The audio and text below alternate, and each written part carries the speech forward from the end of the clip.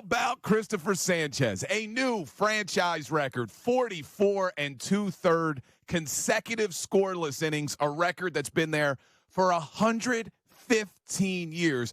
And Ricky, sometimes I feel like when you're in the moment of watching things unfold in the sports world, you forget to realize that what you're watching is truly historic. And what we're seeing right now with Cristopher Sánchez and what this guy is doing, it's absolutely historic. We have never seen anything like this in a Phillies uniform. Well, not in a Phillies uniform, but I could remember when Oral Hershiser was going through it. And you know the strange part? Back then, you didn't get the games all the time.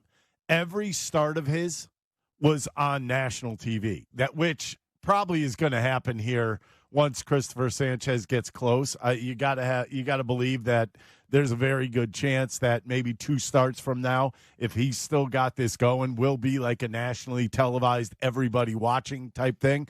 This record is unbelievable. I'm watching him pitch, and it's like very effortless. Everything he does is effortless. And you know what I love about Cristopher Sánchez? 3 pitches. 3 stinking pitches he uses. This should be a lesson to all these idiots that go out there and bring 7 pitches to the table every night and don't have control of 1, because that's what the analytics department has brought back into the game. And Cristopher Sánchez, I've said this before, very old school. As a matter of fact, you think about what he does with his pitches. His sinker, loves to throw it inside to the righties, can paint on the inside corner, and then his changeup is just absolute filth. And if you remember, I believe they split a game. That Falter started the first 3 innings, then Sánchez pitched the second 3 innings, and the winner of that battle was going to be the 5th starter. He ended up winning that battle and moving on. And look where he is now. This is a guy that the expectations have changed for Cristopher Sánchez. Every time he goes on the mound, I think you expect the Phillies win, and I don't think that's unfair anymore. He has entered the realm of Zach Wheeler. Every time you step on the mound, you expect greatness, you expect a win from these guys. And I'm not saying that's a bad thing, because I think it's a really, really good thing.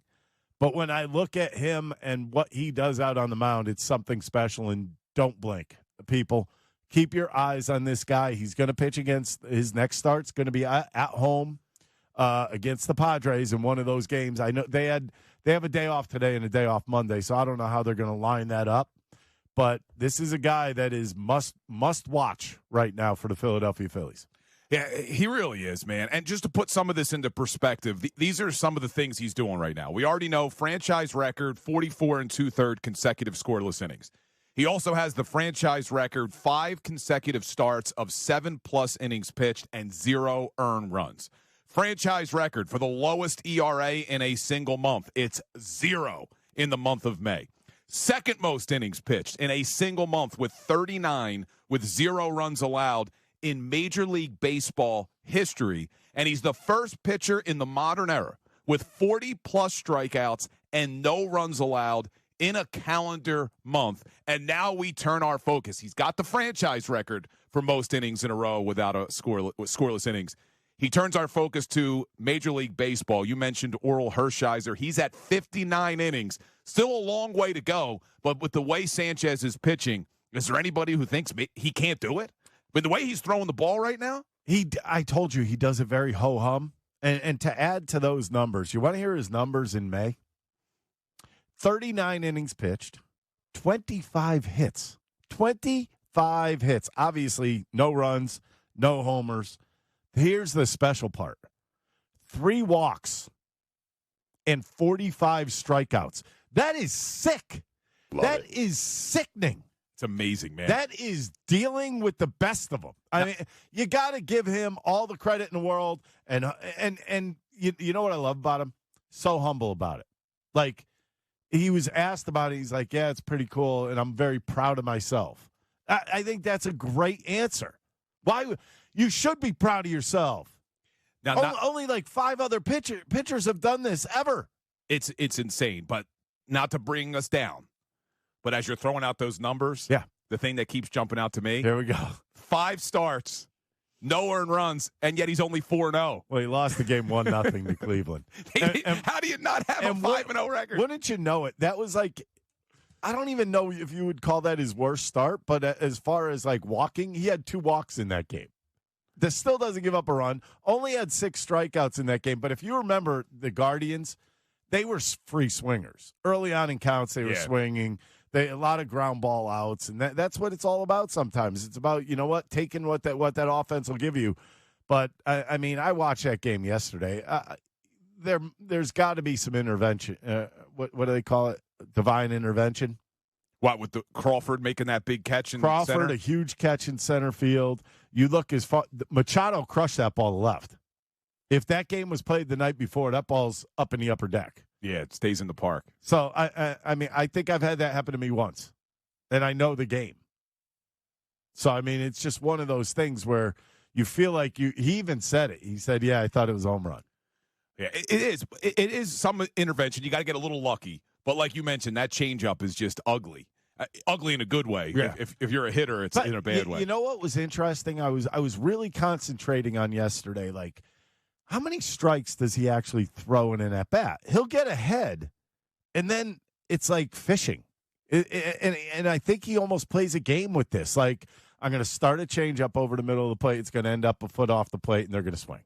And it literally – and I'm trying to work along with them.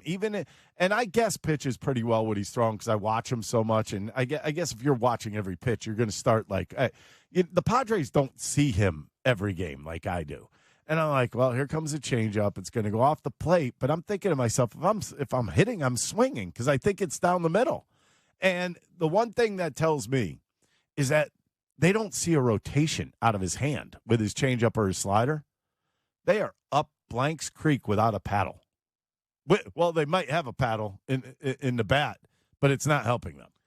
It's remarkable what he's doing. And now what you're watching could be, and it's being described by a lot of national analysts, as maybe the best Cy Young war we've seen in quite some time. You look around the National League, you got Ohtani, obviously Sanchez, Mizorowski, what he's doing, Chris Sale, Chase Burns, all these guys are in the mix. Now I'm going to say something. I'm erasing Ohtani.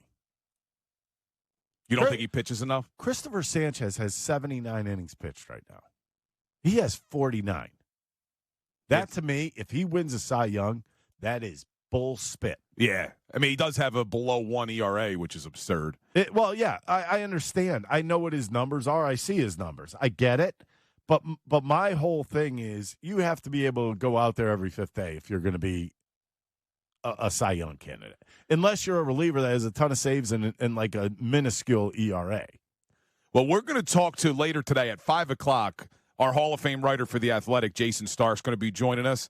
And there's been a lot of Phillies fans coming at him because he did his Cy Young race update a couple weeks ago, and he didn't have Sanchez as the number one. You think he's on there now? So he wants to defend himself a little. You think he's on that list now? Yeah, so he'll be joining us at 5 o'clock. According to FanDuel Sportsbook, right now, best odds for National League Cy Young, Cristopher Sánchez at a plus 150. Mizorowski's the closest at a plus 300. Then Paul Skeens still in the mix. Stop right there. He should not be on the list right now. Skeens? No. He's got a 3 ERA. There's 5 other guys that have better ERAs than him. I understand he's won Vegas it before. odds, yeah. I get he's won it before, but in all honesty, if you were doing a list, would you put him on it right now? No, not right now. Like if you had to give somebody 5 pitchers to go, here's your picks. Are you putting Paul Skeens on that list? I know Livy Dunn's there, so you might say yes. Yeah, just so she could be around. Yes, I guess maybe you would throw him on there because of her, but not because of his on field. He's had three games where he was subpar. One of them against the Phillies. Skeens, yeah. So he's on the Vegas odds, but I don't put him in the top right now in the race. It's Mizorowski, Sale, and Burns. But when the voting comes around, you know what they're going to remember? A scoreless streak.